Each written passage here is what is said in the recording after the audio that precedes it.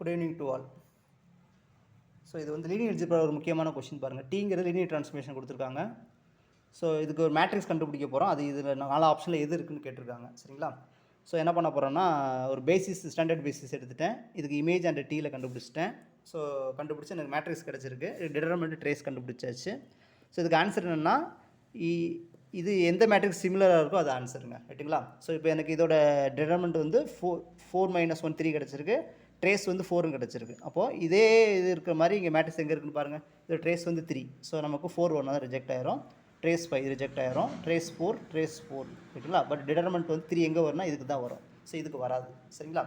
So இதுக்கு answer வந்து இதுதான். சரிங்களா? இதுக்கு இந்த ப்ராப்பர்ட்டி பாருங்கள். ஸோ 2 மேட்ரிக்ஸ் வந்து சிமிலராக இருந்துச்சுன்னா இது சிமிலராக இருக்கும். மேட்ரிக்ஸ் ஆஃப் டி வந்து சிமிலராக இருக்கும்.